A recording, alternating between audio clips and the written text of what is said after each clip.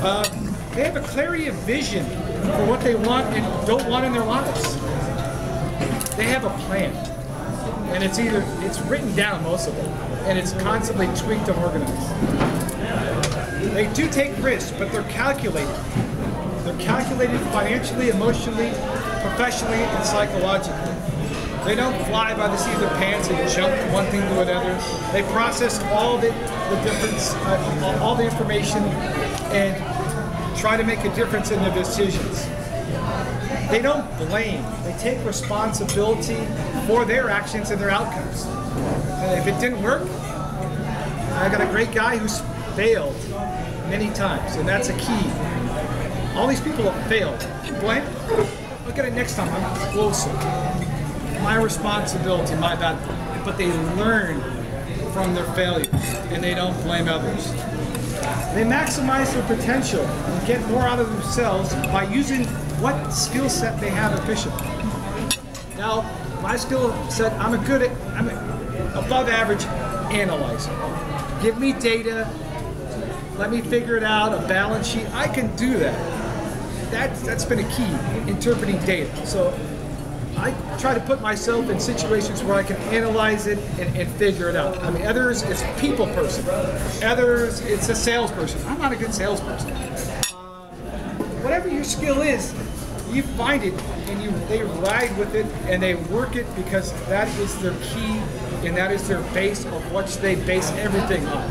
So they determine what your skill set is and learn from them and embrace it. Everybody has different skills and they maximize their best. Here is one. They're very humble and grateful, but they're confident at the same time in their ability, but not to the point that they're arrogant. They're giving of their time and their money, and they're able to help and want to help others. I mean, that's a wonderful thing that I've experienced in talking to these people. It has changed the way I think about people, and it's changed my business, and it's changed my life. They look for opportunities when other people shy away or don't want to go there. They see the value in things that others don't. Here's a big one, really big. They're able to handle fear, and they're not controlled or limited by it. Say that again. They're able to handle fear, and they're not controlled or limited by it. Now, there's this great thing called the unknown. And when we human beings, when we get to the edge, what's the first thing that normally happens?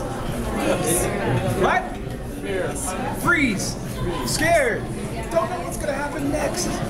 Terrified. Duck and cover. Well, there's also another side. It could be wonderful. It could be great. It could succeed. It could be the best thing I've ever done. It could be the joy of my life. But as human beings, most of us are conditioned to that fear response. We don't look at the other subgroup, which is the positives. So they're able to handle their fear, live with it, break through it, go around it, and not be paralyzed or gripped by it. That is a skill and not a learned thing. It takes a lot of practice.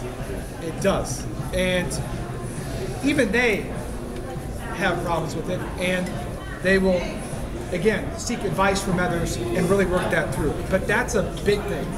And I've talked to professionals, I've talked to salespeople, I've talked to regular people that I consider my mentors and my masters, and they all have that ability.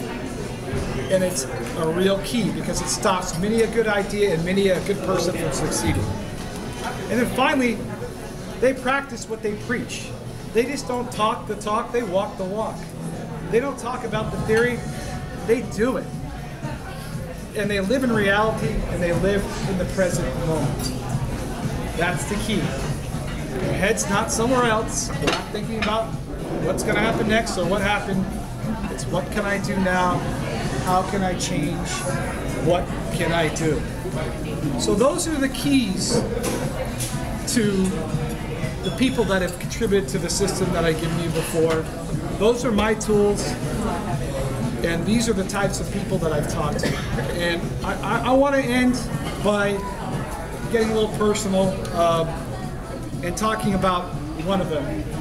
And I didn't realize that this woman was going to be an influence on my life or a master. I was a really quiet young man, very compliant, did what I was expected to do. And I was about 13 at the time, and I was having some trouble. My parents were divorcing, and it was a really rocky situation. They had come in and out 3 times. And I was a bit angry and frustrated. And this was a family friend, a woman, a housewife. No major skills or, other than raising 2 wonderful children. But she had this way. She did have a skill. It was uncanny. She could go into a person and see exactly what they were feeling at that time and know what to say. And she could read a room. And she knew everybody how they were feeling in the room. And she would be in the moment. And that's how she lived her life. She would say what was on her mind right off the cuff. It was downright intimidating to me and fearful because I was kind of closed and quiet. And she came over to me and said, just unsolicited, Anthony, I know how you're feeling. I see the pain. I see the pain in your body. And you have skill. You definitely have a skill. You have this ability to understand complex financial data and math like no one I've ever seen. You'll be fine. I know you're hurting right now. Believe in yourself. Believe. You'll be okay. So as life would have it, our paths went different ways. My parents split up. I didn't have a really good relationship with my parents, and I thought I probably would never see my mom again, but she told me I would. So fast forward to, 10 months ago, I reconnected with my mom. And I got some sad news that this person was terminally ill with cancer.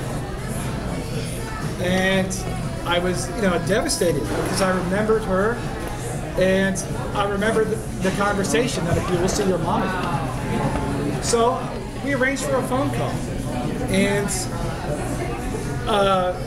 it was pretty amazing. This was a woman who was given 6 months to live, and she told the doctor, "I'm going to see my youngest grandchild go to kindergarten." He pulled her $2 aside and said, "Your mom, she's not in reality.